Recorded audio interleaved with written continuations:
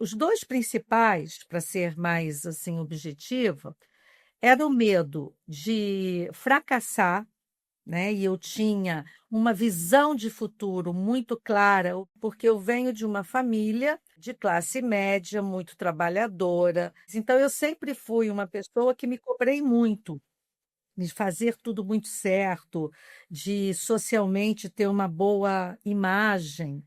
Então, essa necessidade de não errar e de agradar, durante um tempo, até eu trabalhar isso no nível mais profundo, isso foi um peso muito grande na minha trajetória. Depois eu passei a dar a devida medida para isso. E aí você começa a se sentir uma pessoa mais autêntica, realmente.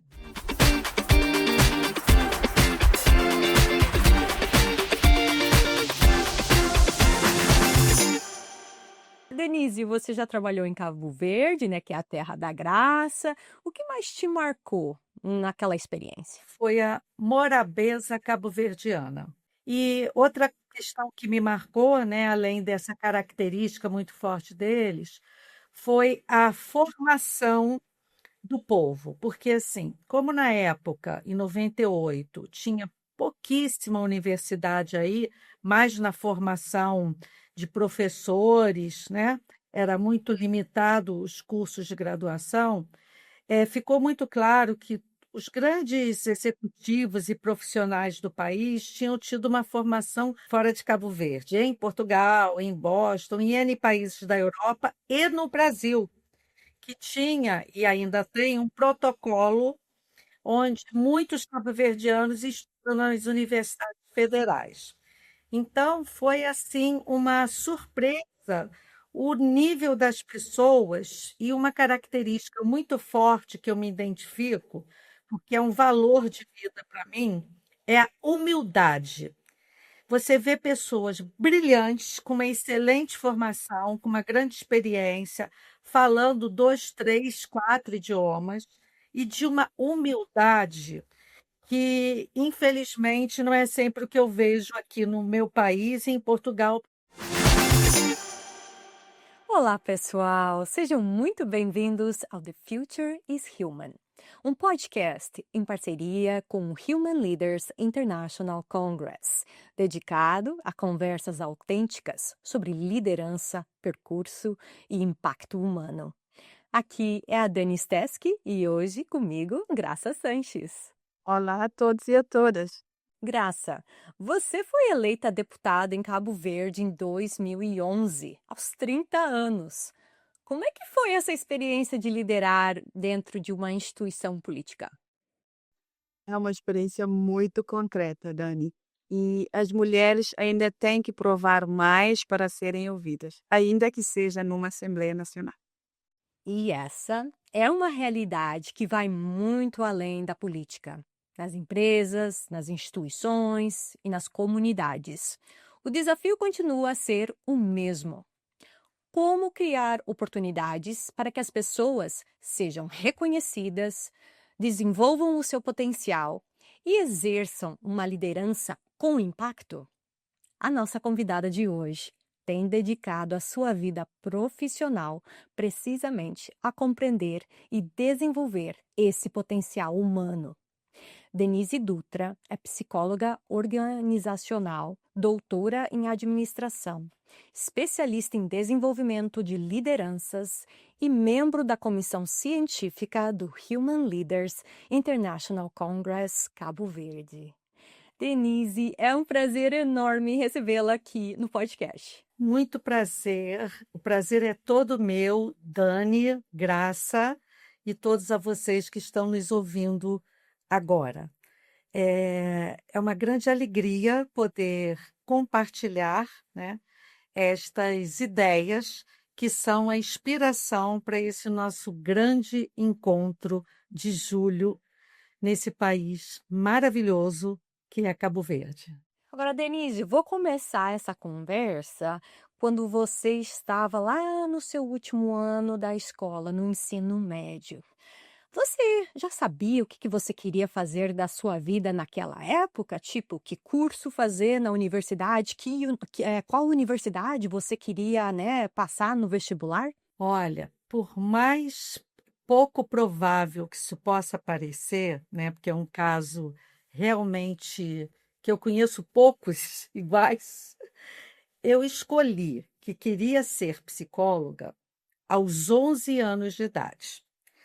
E foi uma experiência muito especial, porque aos 11 anos de idade eu ainda estava no meu ensino fundamental, que corresponderia hoje ao quinto ou sexto ano, porque já mudou tanto o sistema escolar aqui no Brasil, mas que eu penso que seja em torno disso. E acontece que essa escolha foi em função de uma leitura que eu fiz, que eu sempre fui uma criança, sobrinha de professores de português e literatura, estimulada a ler muito, tá? E aos 11 anos, a minha tia tinha uma revista, que na época era editada aqui no Brasil, uma revista feminina, bastante conhecida, né, de um excelente nível, e saiu uma matéria sobre a eh, recém-regulamentada profissão de psicólogo. Eu li aquela matéria na revista da minha tia, e quando eu acabei de ler, eu disse para ela que quando eu fosse grande, eu seria psicóloga, né? E isso foi uma coisa que marcou a minha vida e a da minha família, porque assim, eu tive vários obstáculos que eu poderia ter desistido desse sonho ainda infantil, porque na minha geração, 11 anos, por mais madura que fosse, a gente ainda era criança, né? Não tinha essa precocidade da adolescência que a gente vê nas gerações mais novas, e eu, com todo aquele meu viver ainda infantil, mas sempre fui muito madura, né? Por ser filha mais velha.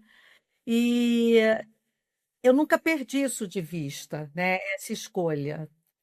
E então foi lá que começou. Então, quando eu terminei o meu ensino médio, eu já tinha essa clareza do que eu queria. Tanto que eu, por exemplo, fiz um curso, como a família era tradicionalmente de professores, eu no ensino médio fiz a formação de professores. E aí, para fazer o vestibular, eu tinha que ter conhecimento de algumas matérias que eu não tinha no meu curso. Então, eu estudava de manhã na escola, à tarde fazia as tarefas da escola, que era um colégio de freiras, etc. E à noite eu ia fazer um cursinho pré-vestibular para me preparar para aquelas matérias que eu não tinha no meu programa para poder cursar o vestibular, né? Então eu me preparei para atingir esse objetivo que, tipo, 4, 5, 6 anos antes eu já tinha definido qual seria. Incrível. Como você disse, poucas pessoas sabem exatamente o que elas querem fazer, né? A gente é tão jovenzinho, tem que tomar uma decisão tão difícil, né? A gente pensa que é para o resto da vida, mas depois a gente aprende que a gente pode mudar. Com certeza, com certeza. Graça, eu tenho uma pergunta aqui que não estava no nosso script, mas vou ter que fazer a Denise. Você terminou a universidade, eu sei que você fez pós, né? Fez especialização, mestrado, doutorado. Mas quando foi que você conseguiu o primeiro emprego? E o que você passou né, naquela experiência que ninguém te avisou? Olha, o meu primeiro emprego, na verdade, ele foi antes da minha formação em psicologia, até porque ter um emprego, um trabalho, era condição essencial para que eu pudesse fazer o curso, senão eu não teria como me manter numa cidade que não era onde a minha família vivia, se não fosse trabalhando e com apoio, inclusive, de outras pessoas, porque uma pessoa de 17 anos não vai ganhar muito bem para se manter numa cidade como o Rio de Janeiro na época. E aí eu tive o apoio do meu padrinho, que vivia no Rio de Janeiro, e eu fui morar com ele, na casa da família dele, e fui trabalhar para poder manter as minhas despesas da faculdade, etc. e tal. Então, o primeiro emprego foi dentro dessa condição. E o meu primeiro emprego como psicóloga, né, foi assim, emprego como psicóloga foi numa escola, ok? Eu fui psicóloga daquela escola, escolar, para trabalhar com alunos, com pais e com os professores da escola, dando um apoio e orientação psicológica e vocacional sobre escolhas de profissão. No entanto, eu já tinha também começado a trabalhar, antes mesmo da formatura, com a supervisão de um psicólogo experiente no consultório, que não era uma relação de emprego, mas era um trabalho que eu já vinha atuando desde o finalzinho da faculdade, com a supervisão, isso legalmente pelo conselho, com a supervisão de um psicólogo mais experiente, né? Então, foi isso. E aí, o que que eu descobri?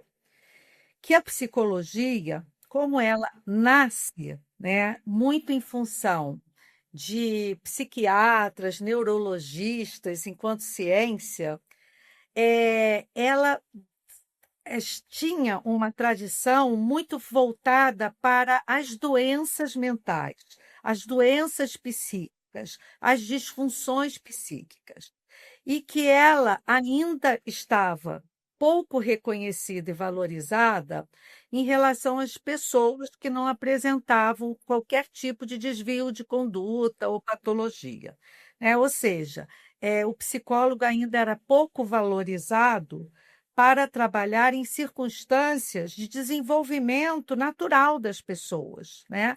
Ainda considerando a minha idade e o ano que eu fiz a psicologia, ainda era uma ênfase muito grande na psicologia clínica e pouco nas outras áreas da psicologia. E as próprias teorias eram muito mais olhando o que era desvio de conduta do que era natural e normal, entre aspas. Então, por exemplo, tanto que o advento da psicologia positiva foi bem depois, né? Assim, não era uma coisa tão tradicional. Então, esse olhar da psicologia, como quem procura psicólogo é doente ou tem problemas, psicólogo é coisa para maluco, sabe? Esse olhar distorcido da sociedade, eu, até passar pelo curso, pela experiência, pelos estágios, não tinha muita clareza desse preconceito com a profissão, entendeu? Então, isso foi para mim algo bem forte, que me chamou muito a atenção e que eu tive que aprender a lidar ao longo da minha carreira, principalmente quando eu montei uma empresa de recursos humanos trabalhando com a psicologia organizacional, porque eu era muito jovem, tinha 24 anos de idade, mulher, tenho preconceito da mulher, psicóloga, numa cidade que não tinha nenhuma empresa que atuasse nessa área, Você é uma guerreira. uma cidade do interior, né? Então eu tive que lidar com essa questão do preconceito com a psicologia, do preconceito com a mulher, do preconceito com os jovens, tudo ao mesmo tempo. Então foi um grande aprendizado para mim. Uau! Além desse preconceito todo, você tinha um medo silencioso, assim, que você não falava pra ninguém, assim, e que você teve que superar durante a sua carreira? Eu tive um não, eu tive vários medos, né?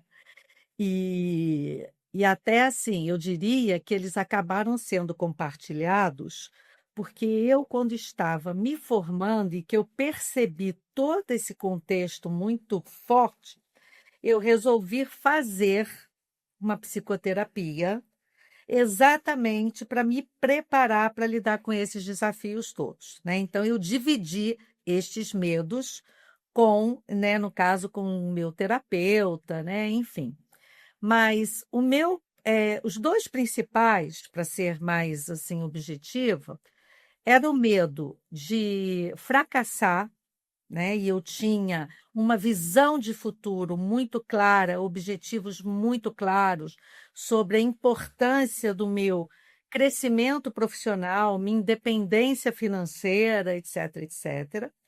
E o medo de desagradar, né? Porque eu venho de uma família de classe média, muito trabalhadora, mas uma família muito tradicional numa cidade do interior, que sempre valorizou muito, né, essa questão de, vamos dizer assim, posição social, não no sentido dos status e da riqueza, até porque eu nunca fui rica, mas eu digo assim, a questão da postura, dos valores. Então, eu sempre fui uma pessoa que me cobrei muito de fazer tudo muito certo, de socialmente ter uma boa imagem.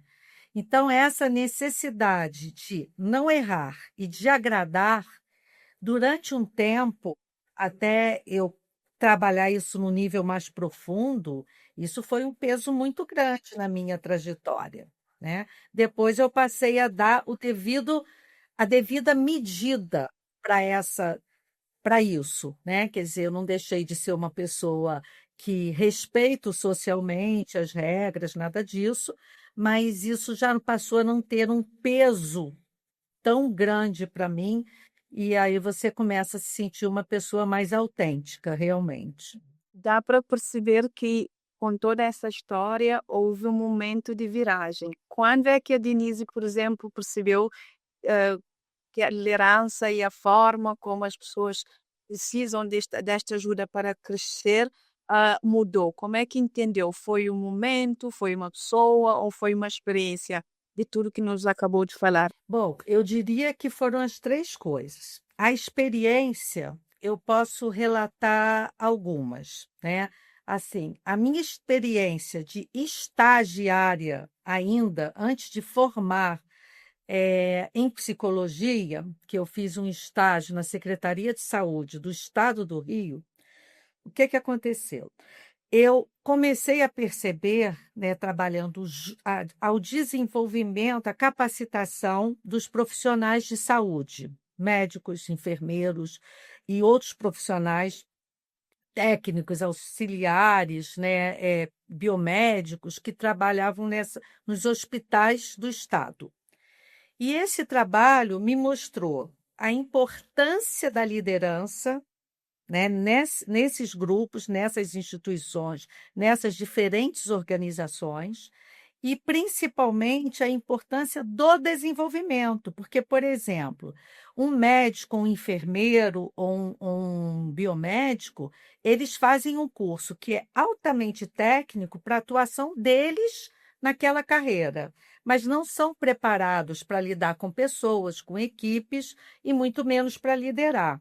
Então, ter começado a trabalhar dentro de uma área que podia formar excelentes médicos, excelentes enfermeiros, mas que não formava para trabalhar com pessoas no sentido da gestão e da liderança, me deixou isso muito evidenciado, muito evidenciado. Então, eu comecei a perceber exatamente o que era a verdadeira liderança e a necessidade do desenvolvimento dessas competências e de que isso era possível, que ninguém nascia líder. As pessoas podiam se tornar líderes. Então, essa primeira experiência de estagiária, que eu tive um supervisor fantástico, muito bom, que me ensinou muito, foi muito marcante. E a partir daí, várias outras pessoas e momentos, situações que vão acontecendo ao longo da nossa trajetória, vão, vamos dizer assim, sendo marcos importantes nessa carreira e, às vezes, até início de novos ciclos. Exemplo. Quando eu optei por criar a minha empresa, eu tinha um consultório que estava até bem sucedido lá na cidade do interior, tinha uma boa clientela, e eu optei por fazer a psicologia organizacional também no primeiro momento, porque eu achava que era um trabalho dinâmico e que você observava mais de perto, que a pessoa, quando sai do seu consultório, nem sempre você consegue ver como é que foi o depois dela. E dentro das organizações, esse trabalho a gente consegue ter um acompanhamento melhor, principalmente das organizações do trabalho. E eu descobri muito cedo que o trabalho era uma das fontes mais importantes de realização humana, não só do ponto de vista da sobrevivência, do dinheiro que ele, né, oferecia para satisfazer as demais necessidades, mas do ponto de vista do próprio o trabalho desenvolve as pessoas. O trabalho cria pertencimento, o trabalho possibilita reconhecimento e autorrealização. Então, quando você olha para a pirâmide de Maslow, você vê lá que o trabalho é a grande oportunidade da espécie humana de poder realizar, não é a única, mas é uma grande possibilidade, de realizar todas as suas necessidades. E como desde cedo eu sempre fui uma pessoa que dei muito valor ao trabalho, muito nova, eu achei que trabalhar no mundo do trabalho seria uma coisa muito gratificante e interessante. E aí, essa virada de criar a empresa foi um momento decisivo, de criar minha própria empresa e todos os desafios que ela trouxe. Depois disso, conforme eu fui trabalhando e mostrando o meu trabalho, eu tive vários outros momentos e várias outras pessoas. Exemplo, fui convidada para fazer uma parceria onde eu teria que sair da minha cidade e fazer um projeto de novo no Rio de Janeiro, que eu fui fazer a faculdade e voltei para minha cidade natal, numa empresa que era a maior, uma das maiores do Brasil naquela década, que era a Petrobras, né? Muito conceituada, isso na década de 80. Então, vir como parceira de uma outra empresa para trabalhar em projeto de desenvolvimento de líderes da Petrobras, eu com 26, 27 anos de idade, uau! Né? Então, assim, foram marcos muito importantes que criaram ciclos de vida. E aí, outros N pessoas, sabe, que eu conheci, que foram pessoas assim, que foram exemplos para mim, que me incentivaram, que me deram oportunidades, que me convidaram para fazer projetos mega desafiadores, né? A ida para o mestrado como aluna da FGV e durante o curso de mestrado ser convidada para ser professora. Terminei o mestrado, já fui convidada para ser coordenadora, sabe? Então, assim, foram várias pessoas e vários momentos que foram marcando muito a minha trajetória de vida, assim, né? Se eu for falar tudo aqui, nossa.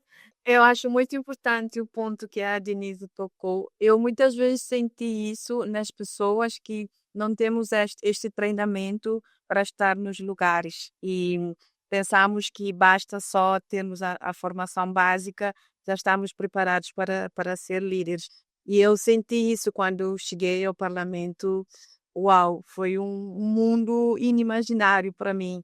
E foi graças a um treinamento da CSL na área de liderança que me ajudou a conseguir melhorar a minha carreira e a minha performance. Por isso é muito importante nós percebermos isso e as empresas, as instituições terem essa consciência e trabalharem nesse desenvolvimento. Muito obrigada por trazer este ponto. Queria, a professora Denise já teve a oportunidade de trabalhar em Cabo Verde, em Portugal, Moçambique. O que essas experiências fora do Brasil ensinaram sobre a liderança e sobre pessoas e que você não conseguiria aprender no Brasil, por exemplo, que é um contexto diferente? Primeiro, assim, em comum com esses países, né? O foco nas relações, né? A liderança lusófona, ela é muito mais relacional do que transacional. E eu acho que o grande equilíbrio, exatamente para nós lusófonos, né, Brasil e os países de África, é o equilibrar essa importância da relação e cada vez mais humanizada, sem perder o foco na questão dos resultados, das métricas, etc., que também as empresas precisam cuidar disso, assegurar, né, os seus melhores resultados. Então, isso é assim o que eu viria em comum. O que eu aprendi fora, que aprendi talvez eu não aprendesse aqui, é assim, eu vejo que os países africanos, por exemplo, existe uma abertura para o aprendizado em todos esses países, Angola, Moçambique, Cabo Verde, que eu fui, é um valor para a educação, para o conhecimento, para a experiência do outro, um valor para o profissional que atua nisso, né?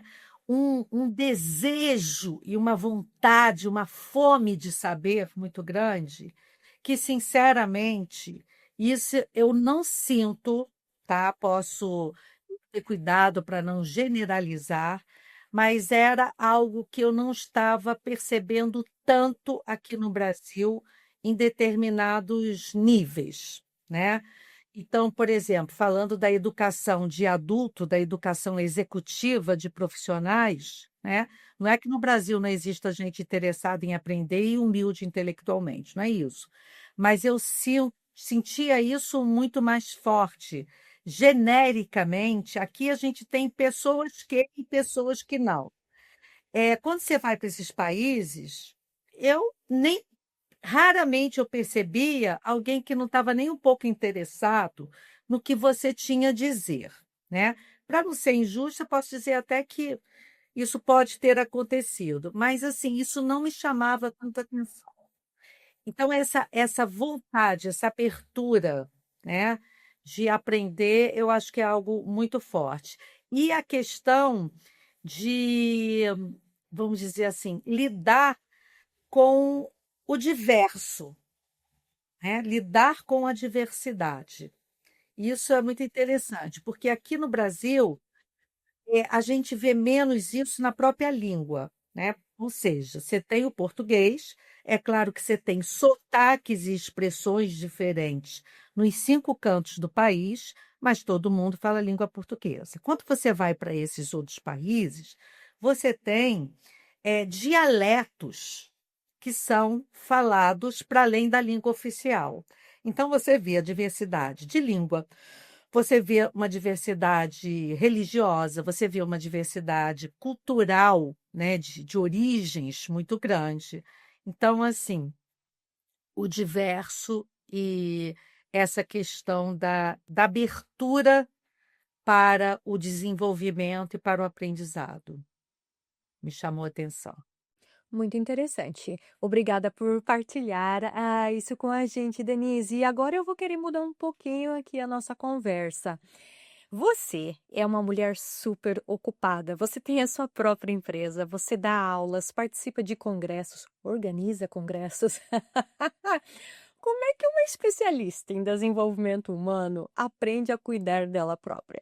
Essa é uma pergunta que eu me faço várias vezes para conseguir perceber qual é a hora de dar uma paradinha, diminuir o ritmo para ter esse autocuidado, né? Quer dizer, além das questões básicas aí de check-ups anuais, né?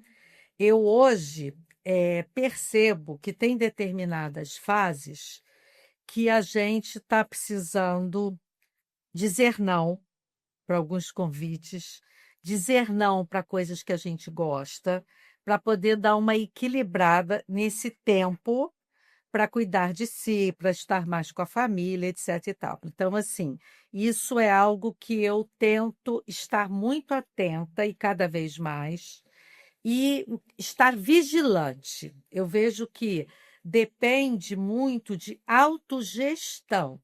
A gente tem que ter esse olhar. E uma coisa que eu não tenho problema nenhum, muito pelo contrário, quando eu percebo que esse ritmo está muito acelerado, que eu sozinha estou com dificuldade de fazer vamos dizer assim, esse equilíbrio, essa dosagem, de encontrar o ritmo adequado. Terapia, eu já tive. Eu não sou daquelas pessoas que fazem terapia há 20 anos. Nunca. Mas eu já tive vários momentos da minha carreira e da minha vida que, para trabalhar num nível de profundidade maior, algumas questões que eu estava percebendo e às vezes não estava dando conta de organizar sozinha, eu tive e recorri a terapias, em vários momentos da minha trajetória, né? E vejo isso como algo absolutamente natural e saudável. E sou uma pessoa que há algum tempo, talvez uns 20 anos para cá, aprendi também o valor da meditação, né? Que é um momento que às vezes podem ser 5 minutos ou 10. Às vezes eu faço meditações dirigidas em espaços próprios para isso, que podem demorar 1 hora e meia, 2.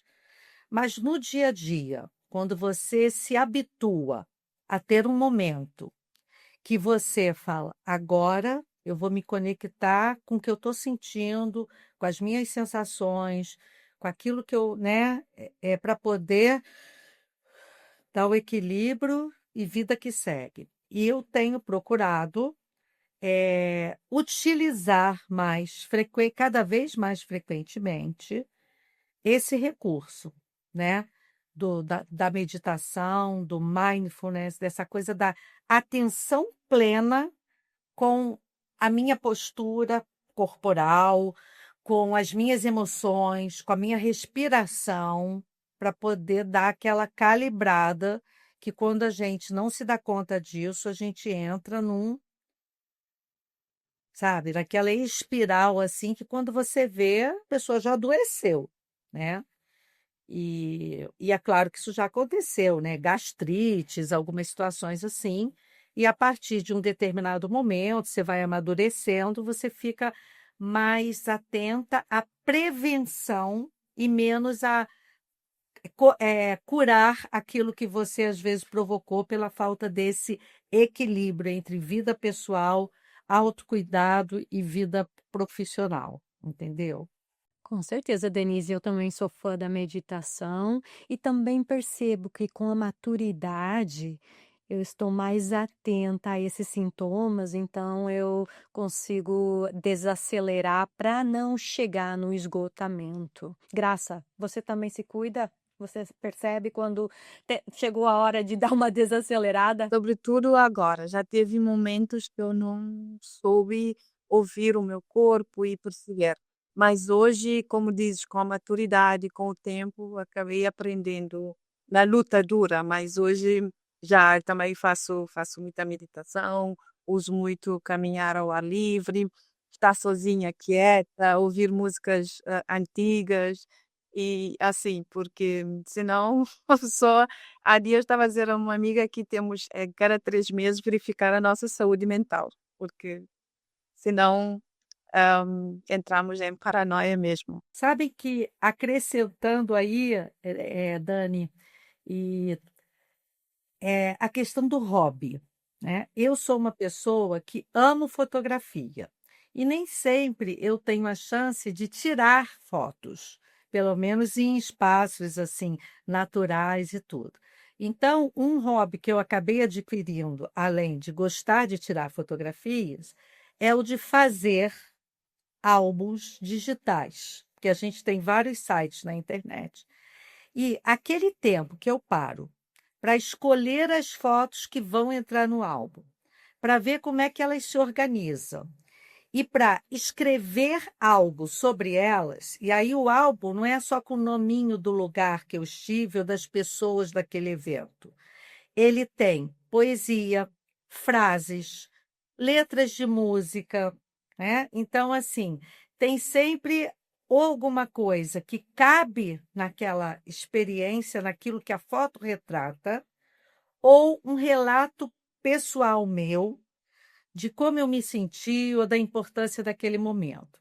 Então, fazer esses álbuns, que é uma coisa que eu faço para mim, e adoro fazer de presente para outras pessoas com as quais eu tenha muito convívio e que eu tenha muitas fotos em comum, né? Adoro presentear a família, os amigos muito próximos, com esses álbuns que eu vou juntando as fotos, de repente me dá aquela vontade, vou fazer para fulano, vou fazer para Dani. Aí pego todas as fotos que eu tenho com a Dani e aí começo a ver o que tem a relação com aqueles momentos que eu vivi com você, e aí começa a trazer N, N outros elementos, né, de um modo geral, literários ou musicais, para complementar isso. E é muito legal, entendeu? Que são momentos assim que você dá uma desconectada da atividade propriamente dita, né, para fazer alguma coisa assim que te conecta. Eu adorei esse hobby. Obrigada por dar a ideia. Eu achei essa ideia fantástica. Eu vou vou adotar essa prática na minha vida também, Denise. Ótimo, ótimo. Olha, mas agora vou de novo mudar um pouquinho o tom da nossa conversa para a gente falar um pouco mais sobre o mercado de trabalho. Você sente ainda que as mulheres precisam provar a sua competência, né? Aquela história, trabalhar 2 vezes mais, se empenhar muito mais do que os companheiros ou as companheiras ou os colegas de trabalho, né? Uma para ela entrar na sala e outra para ela permanecer na sala. Você enfrentou isso na sua trajetória também? Enfrentei muito, acho que já melhorou bastante, mas ainda temos esse desafio, tá? Eu sou uma mulher de 67 anos de idade e 45 anos de carreira, se a gente for considerar o marco da psicologia. Se for considerar o tempo que eu trabalho, é muito mais, né? Mas se a gente for considerar a psicologia, é 45 anos que eu me formei psicóloga. Então, os desafios foram muitos nesse sentido. Hoje, eu já percebo um avanço muito, muito, muito grande. Mas não significa que já estamos no ponto ideal. Acho sim que precisamos provar que somos boas, né, para sermos devidamente respeitadas. Hoje, eu não me sinto uma pessoa discriminada, né? Mas eu tenho uma trajetória significativa. Então, eu diria que por essa trajetória, por essa imagem e nome que eu construí, hoje eu pessoalmente, Denise, enfrento menos isso. Mas eu percebo que aí isso ainda está presente nas nossas organizações. Algumas mais, outras menos, porque tem organizações com culturas mais inclusivas, né? Mas tem organizações que ainda estão, em relação a esse aspecto, né, de diversidade, inclusão e equidade, ainda estão muito, muito, muito, muito, vamos dizer assim, precárias do ponto de vista de gerar ambientes de trabalho que a gente possa chamar que são ambientes que têm equidade, que sejam justos e que reconheçam a competência das mulheres tanto quanto a dos homens, né? A gente ainda enfrenta isso. Agora, se me permitem, quer dizer, falar disso, mas não exatamente respondendo a sua pergunta, é, eu acho que nós temos um desafio, não só em relação a ser duplamente competente. Nós temos um desafio não só nas organizações do trabalho. Eu acho que o nosso desafio, ele também é como mães, tá? Porque quem em geral, é claro que existem, e cada vez o homem participa mais da educação dos filhos. A gente sabe que hoje isso é bem mudado, porque as mulheres estão no mercado de trabalho também, então elas não cuidam sozinhas dessa educação.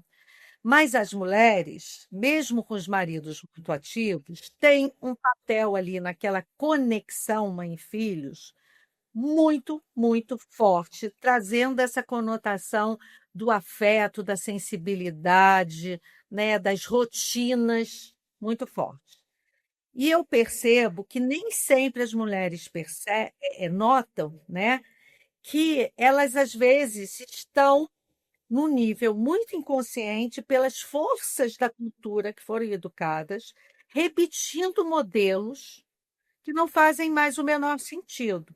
Então, o que que eu vejo? A forma como as mães educam meninos, principalmente, só reforça esse tipo de comportamento, porque estes meninos um dia serão homens adultos que vão estar nas organizações e, dependendo da postura que eles têm, né, eles podem incluir ou não e respeitar ou não uma mulher de igual para igual, né? E eu vejo isso fortemente nos mínimos detalhes nas minhas relações sociais. Eu observo isso claramente. Acho que a gente tem aí um desafio também de trazer, não só para as organizações, mas para dentro das casas, um olhar para essas relações diferenciado. E eu não sinto isso por parte de todas. E eu posso falar isso com segurança, porque eu tenho filho homem, que vai fazer 30 anos agora domingo, e que eu já tive vários feedbacks de namoradas, mães de namoradas, amigas, escolas, sobre essa postura de valorização e de reconhecimento das mulheres. Mas por quê? Porque quando ele era pequeno, ele, com 3 anos de idade, que foi a primeira vez que eu fui para. Aliás, com 2 anos de idade e meio, eu fui a primeira vez para Cabo Verde. E ele ficou com o pai, enquanto a mãe ia passar uma semana em Cabo Verde. E eu fiz isso N vezes, porque eu continuei indo muitas vezes. Então, assim, quando você se posiciona sem culpa e mostrando para o seu filho a importância que o trabalho tem também para a mãe, também para as mulheres, né? E que o fato de deixá-lo com o pai, ou com a avó, ou com o avô, com quem quer que seja que você confie, não significa que você ame menos. Você começa a criar uma outra linguagem para esse menino. Você está educando de forma a diminuir essa coisa do machismo, né? Agora, eu não sentia isso por parte dos amiguinhos do meu filho. Eu não sentia isso por parte das outras mães. O dia que o meu filho apareceu na escola com uma boneca, eu tenho certeza que ele sofreu bullying. Mas eu fiz questão de dar um bebezinho para o meu filho, porque ele vai ser pai um dia, quem sabe, se Deus permitir. Então, por que que ele não podia ter um bebezinho para trazer essa experiência de que um dia ele poderia ser um pai, né?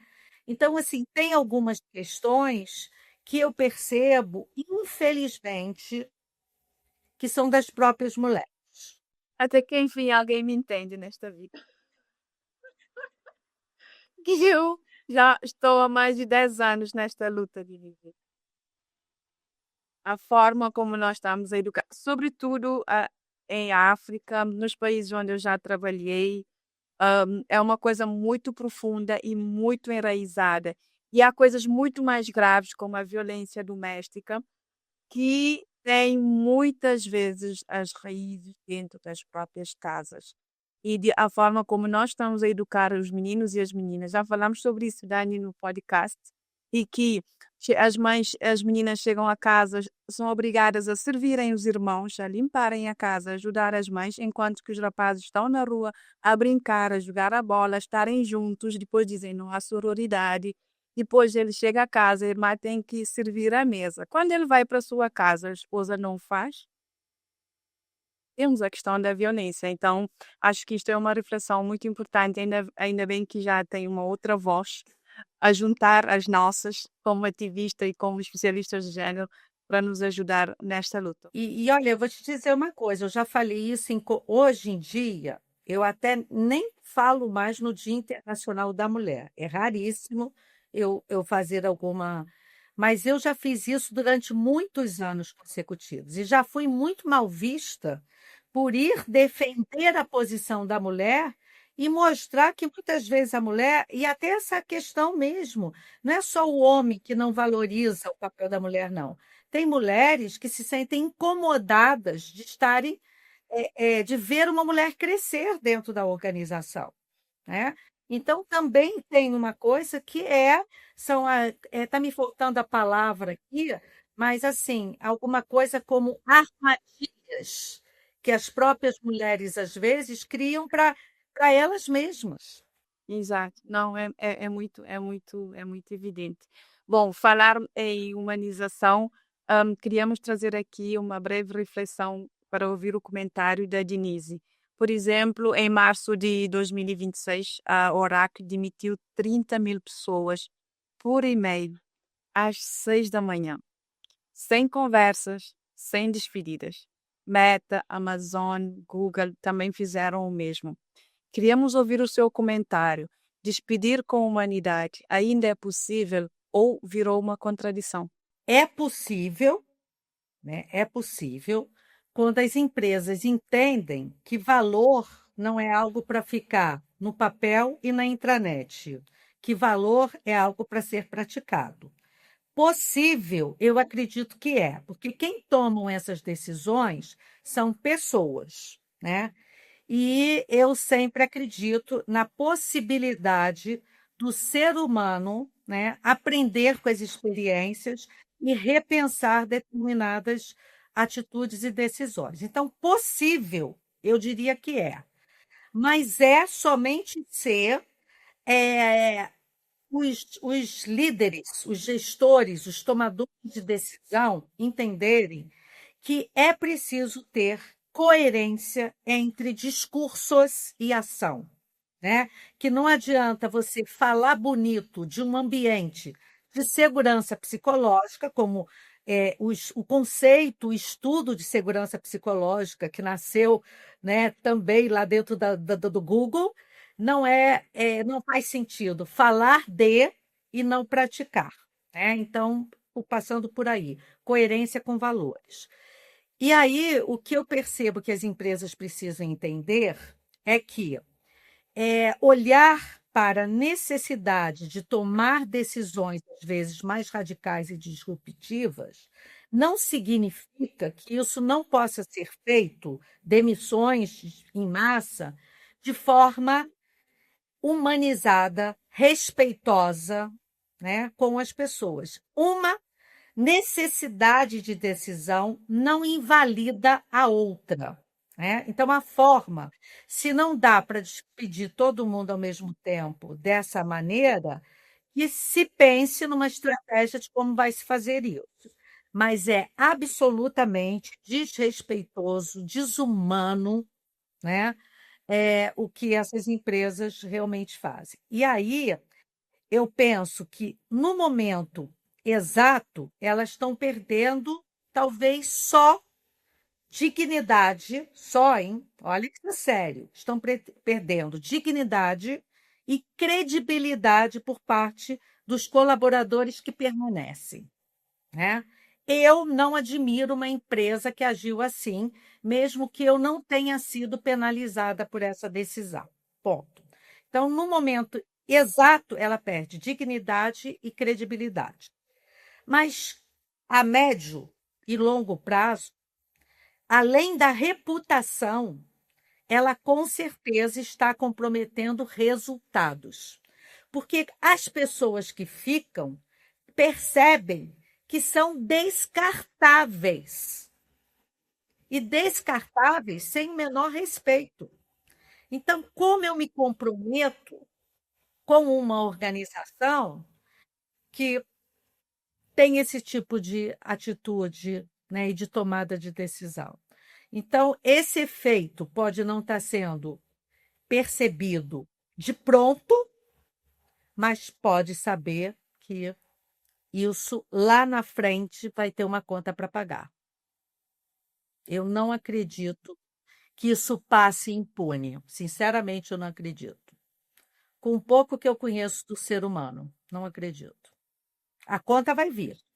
A conta vai vir. E muito maior do que a conta das rescisões e indenizações. Estamos a falar de cultura organizacional, né? Não apenas de recursos humanos aqui nesse episódio. E as empresas falam tanto em colocar pessoas no centro, Denise, mas você acredita que isso é real? Ou que é uma promessa que fica no papel?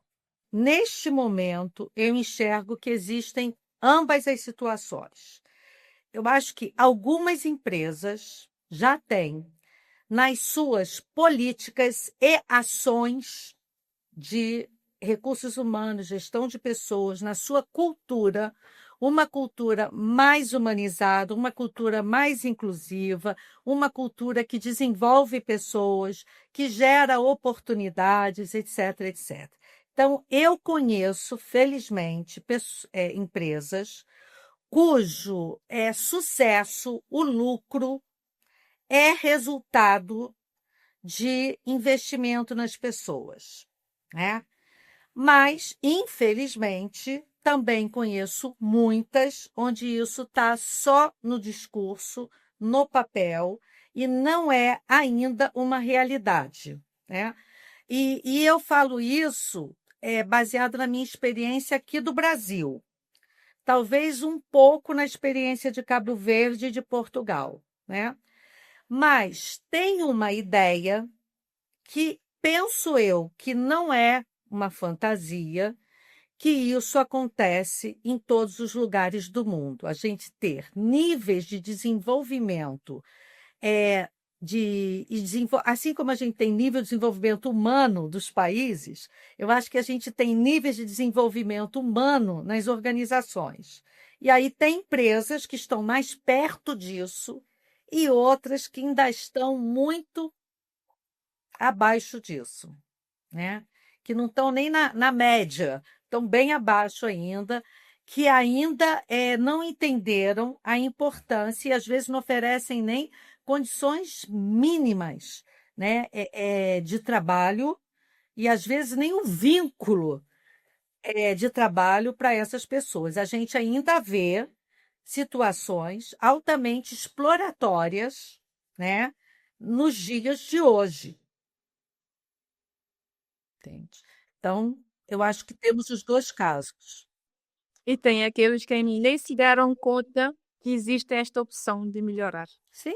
Não, e tem umas que são por falta ainda de descobrir, talvez, a importância de.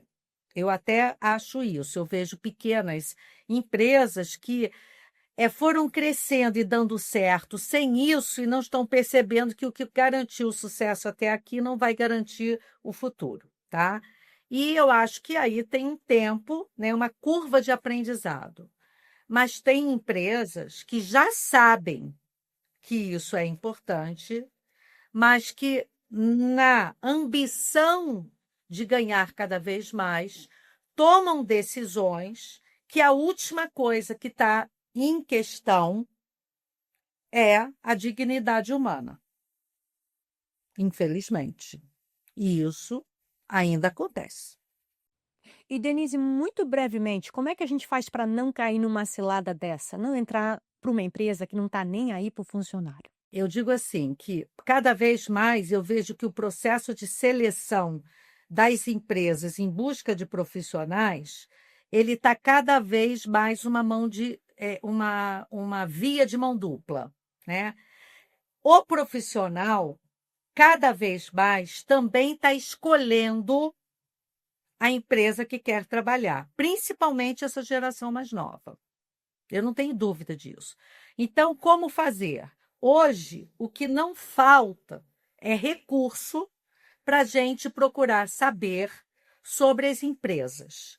Hoje a gente tem IA, a gente tem uma série de recursos que você consegue checar absolutamente tudo a respeito das empresas, né? Através dos relatórios, através dos sistemas, que são os sistemas cada vez mais interligados.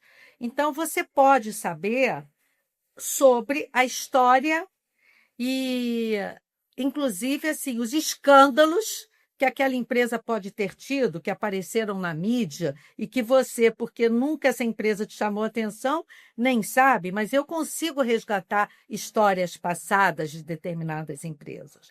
Então, procurar informações sobre essa empresa, né? Procurar conhecer na entrevista também quais são, né, não só as condições salariais, né, mas as condições de crescimento e desenvolvimento, conhecer mais sobre as políticas da empresa, tentar ver se você consegue ter acesso, né, a pessoas que trabalham nessa empresa. Isso é fundamental. Antes da entrevista, né? Quer dizer, claro que essas condições de trabalho só vão ser possíveis durante o processo de entrevista, mas conhecer a empresa tem que ser antes, porque às vezes não vale nem a pena você investir o tempo na vaga, na oportunidade com aquela empresa, né? Então, hoje a gente tem muitos recursos, falta de informação hoje não é o problema, muito pelo contrário, a gente tem excesso de informação, infelizmente, nem todas elas fidedignas, mas a gente pode saber mais sobre a empresa, sim, para ter mais, para mitigar os riscos de você assumir um compromisso profissional com uma empresa que não representa os seus valores, que não tem nenhuma conexão com o seu propósito de vida e de trabalho, por exemplo. Denise, você trabalha com liderança há várias décadas. E eu e a Graça aqui estamos curiosas para saber qual foi o gesto de liderança mais humano que alguém alguma vez teve com você. Uma atitude, uma palavra, um momento que você não esperava e nunca esqueceu.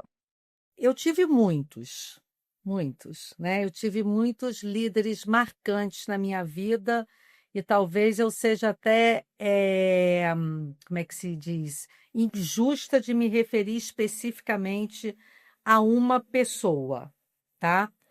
Mas numa determinada situação que aconteceu envolvendo o meu trabalho e que eu fiquei muito assim decepcionada, frustrada, fragilizada, né? Uma das lideranças que estava envolvida, não necessariamente hierarquicamente a mim, né?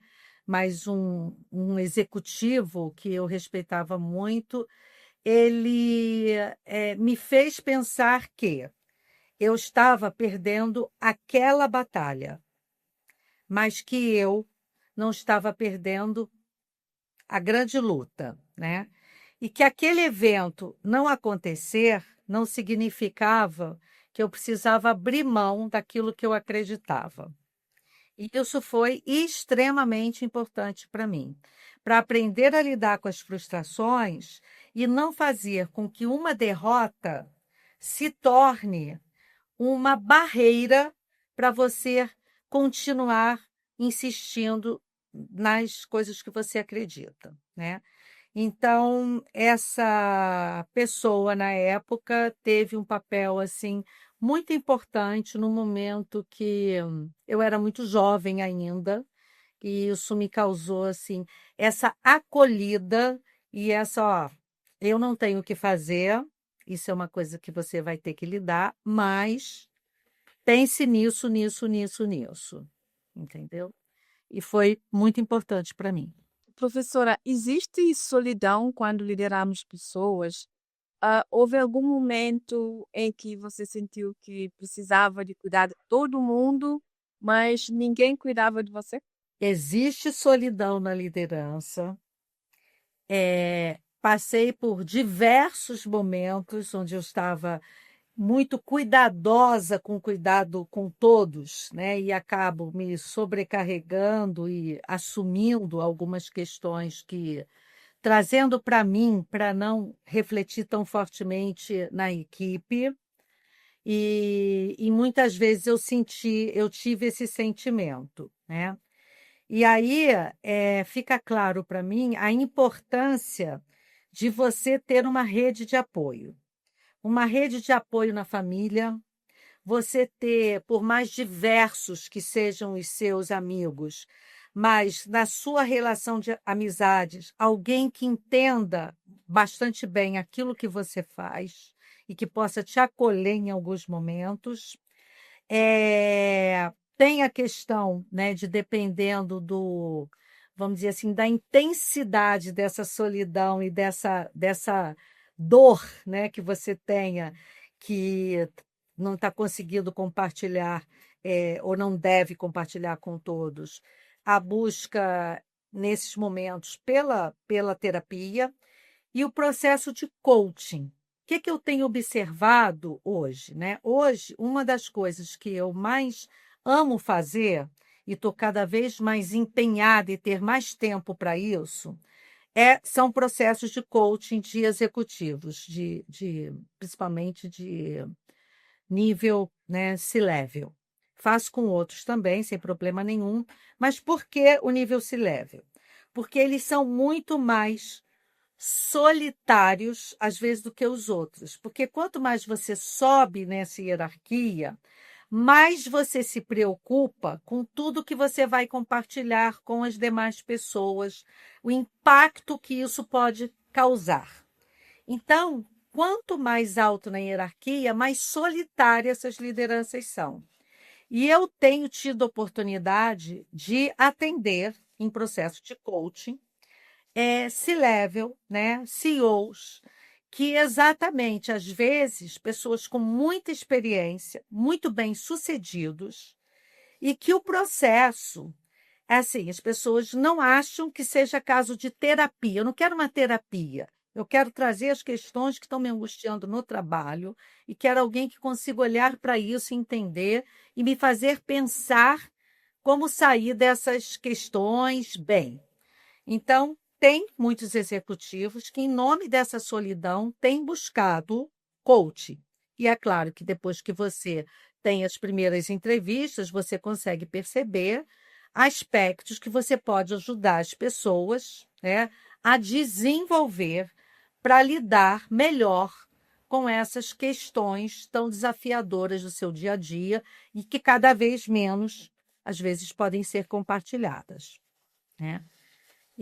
Então, eu acho que é um desafio grande, sim. Você precisa ter uma rede de confiança aí. E uma questão que eu acho que talvez todas as pessoas estejam à espera de ouvir é: será que existe a felicidade no trabalho?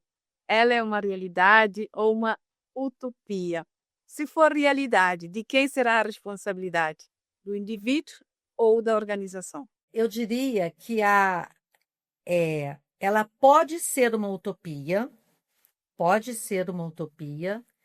e pode ser realidade. Eu acredito firmemente que seja realidade se o indivíduo perceber o papel que ele tem nesse processo, tá? É claro que as organizações, elas têm que ter compromissos mínimos, básicos, essenciais, para que seja um ambiente propício ao indivíduo sentir-se feliz, né? Olhando para as suas necessidades básicas, olhando para uma cultura que seja inclusiva, olhando para práticas que estimulem o desenvolvimento, essas questões. Mas, sinceramente, eu acho que é mais do indivíduo do que da organização. Porque indivíduos que não acreditam que o trabalho, a atividade profissional, o exercício do trabalho, seja em qualquer tipo de vínculo ou organização, pode ser algo prazeroso, não vai se sentir feliz em empresa nenhuma, nem na top one lá né? Não vai. Então, é muito de como o indivíduo ele olha para si mesmo, né? Se ele acredita para as suas crenças, para os seus valores, né? O quanto ele também tem esse autocuidado, o quanto ele desenvolve a sua inteligência emocional, porque o que eu percebo cada vez mais? As pessoas mais infelizes são aquelas pessoas que mais se vitimizam. A infelicidade está diretamente relacionada, no meu olhar, vamos dizer, a infelicidade está diretamente relacionada, percepção de não sou feliz, não posso ser feliz, sou infeliz, à vitimização. E a vitimização é decorrente da baixa resiliência que as pessoas têm. Então, aquelas pessoas que não conseguem lidar com frustrações, com desafios, com, né, essas situações que são o nosso dia a dia, né? Nós estamos vivendo um mundo de extrema complexidade, altamente desafiador. E aí, assim, se a pessoa não tem um mínimo de resiliência, se ela não tem um mínimo de autoconhecimento, até para se dar conta dessa dificuldade dela, ela passa a vida inteira terceirizando a culpa da sua infelicidade nas outras pessoas. Quando são muito jovens, é na família. Eu procuro as drogas para, né? Quando são adultos, é na empresa. Então, eu acredito firmemente que a organização tem um papel importante, mas que a felicidade é muito de como o indivíduo encara a sua própria existência, a sua vida, etc, etc. Né? Isso é um spoilerzinho da minha palestra lá, que eu acho que a gente tem um assunto apaixonante para tratar. Eu vou estar lá, Ah, que bom, vai ser ótimo. na primeira fileira. Vai ser ótimo. Agora, sabe de uma coisa que o sorriso da Dani me fez pensar agora? Existe também uma fantasia que ser feliz é algo permanente. Sabe aquela pessoa tá sempre. E as pessoas confundem felicidade com alegria. Você consegue ser feliz e ter tristezas, né? Percebe? Então, assim, existe uma. Eu vi um sorriso tão maravilhoso dela que eu falei, gente, como as pessoas também, às vezes pensam. Eu não estou falando que a Dani pensa assim, né? Mas como as pessoas associam felicidade à alegria e como se a felicidade fosse um estado pleno. Essa plenitude aí, que a gente não precisa mais de nada, é a morte, segundo a psicanálise, né? Então, assim, a gente só para de desejar quando a gente morre. A psicanálise entende isso. Então, assim, não existe aquela felicidade absoluta e plena, permanente o tempo todo, né? Agora, tem indivíduos que conseguem ter muito mais esse estado de tô bem, apesar de, e outros que, né, ao contrário, estão sempre se sentindo infelizes e vítima de todas as circunstâncias, menos das escolhas que fazem, o que é pior. Gente, né, o pessoal que está ouvindo a Denise, certamente, se não está familiarizado com psicologia, como a gente pode falar nesses desafios, essas dificuldades, né? Hoje está ouvindo aqui a Denise falar, eu espero que se sinta inspirado em procurar ajuda, de um profissional para poder lidar, né, com os fracassos, com as dificuldades do dia a dia, né? Porque, como a Denise falou bem, nem sempre as pessoas estão preparadas para enfrentar isso, né, no ambiente de trabalho. Mas, Denise, o tempo está voando aqui, eu e a Graça temos mais algumas perguntinhas, e esse tema é um dos meus favoritos. Eu já me queimei com ele. Autenticidade no trabalho. Todo mundo fala em ser autêntico no trabalho, mas a autenticidade sem inteligência política pode custar caro, criar conflitos, queimar pontes. Você já sentiu isso na pele? Eu diria que não só senti, como ainda sinto, né? Porque eu transito por muitas organizações, tanto da academia como organizações do trabalho, né? Atuando como desenvolvedora de pessoas, atuando como coaching, como consultora.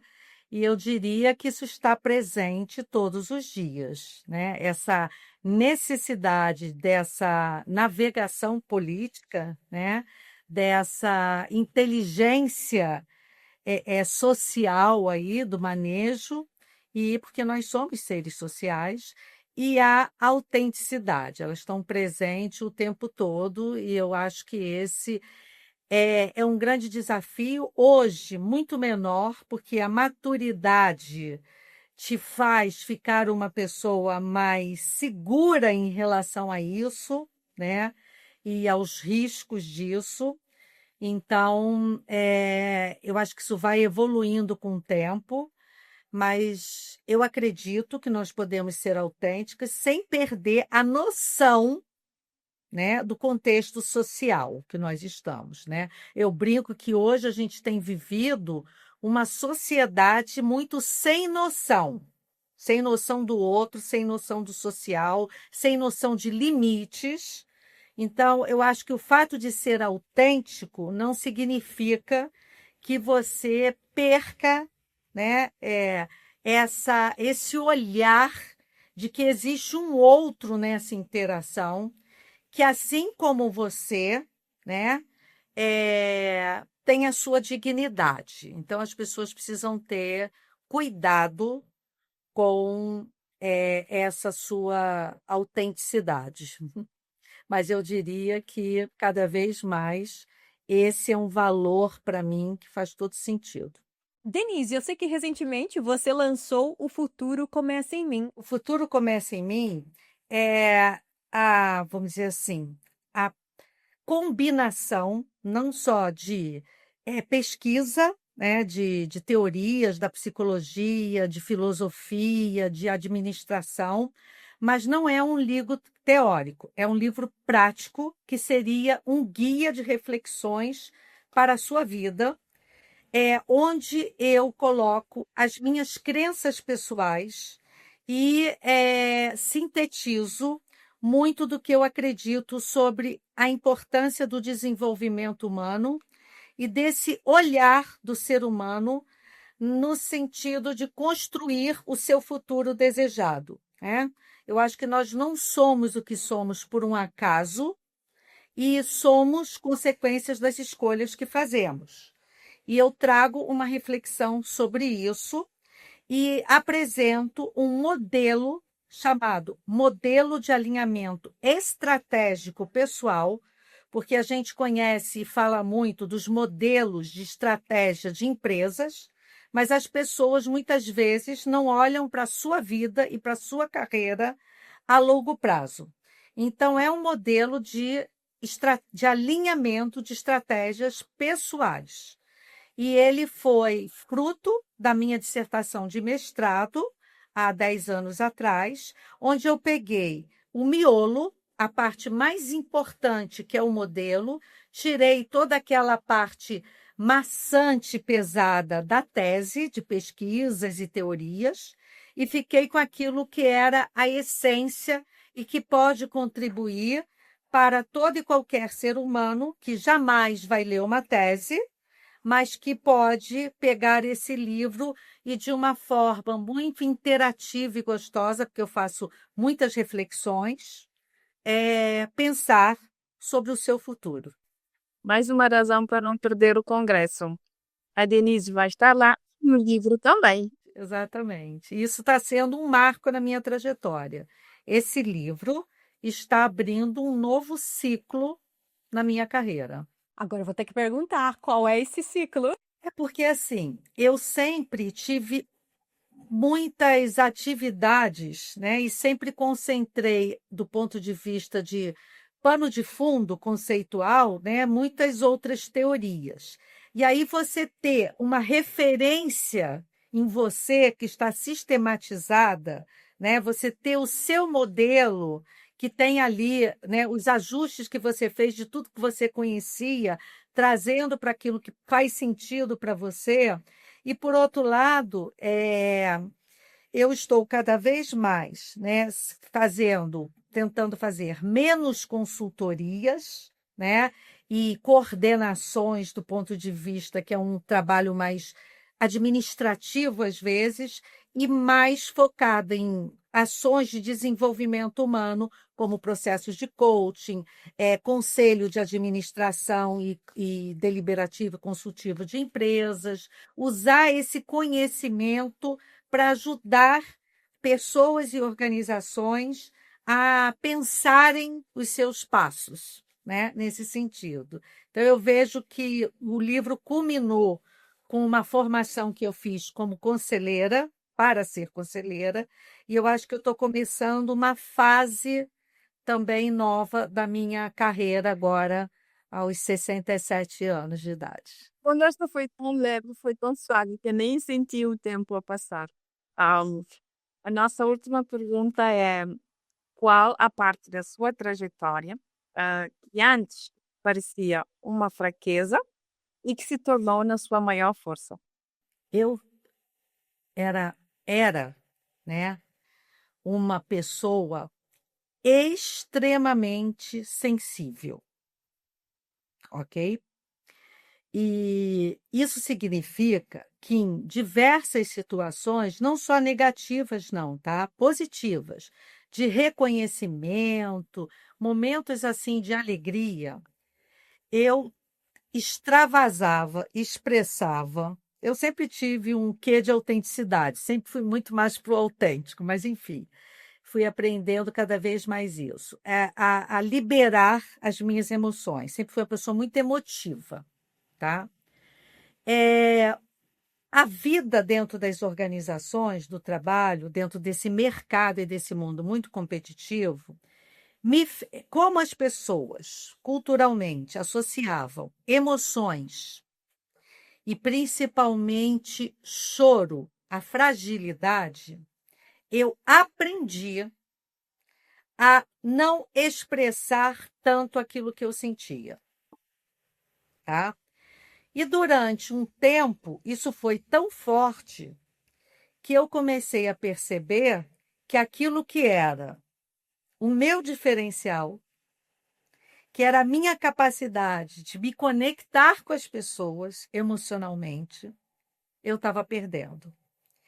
E aí encontrar o ponto de equilíbrio entre não ser a pessoa que traz as emoções à flor da pele e não ser a pessoa que não se toca com mais nada, tinha que ter, né, esse meio termo. Então, eu diria que essa emoção e essa sensibilidade, que eram pontos fortes, foram meio que trabalhados, mas de uma forma tão forte que ficaram meio, como se diz, lacrados, até que eu percebi que não.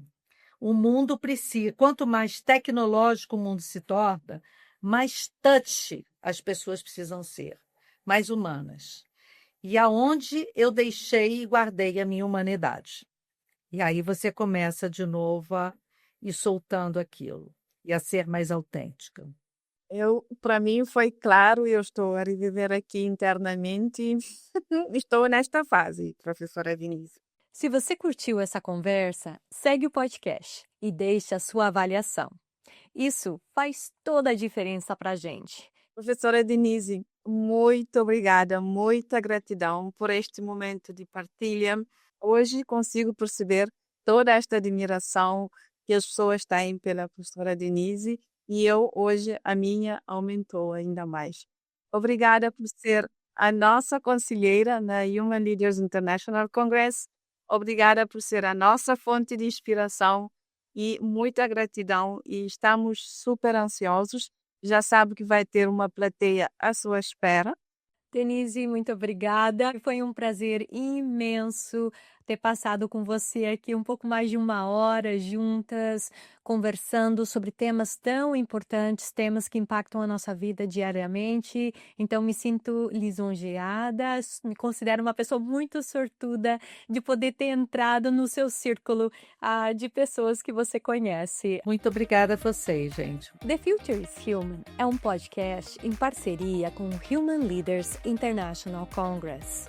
Um agradecimento especial a Lúcia Brito, a Graça Sanches, a Lígia Spencer e a Oswaldina Brito. E uma dedicatória especial a Renato Bittencourt, o meu maior fã, que estaria tão orgulhoso. Aqui é a Dani Stesky. Até o próximo episódio do The Future is Human.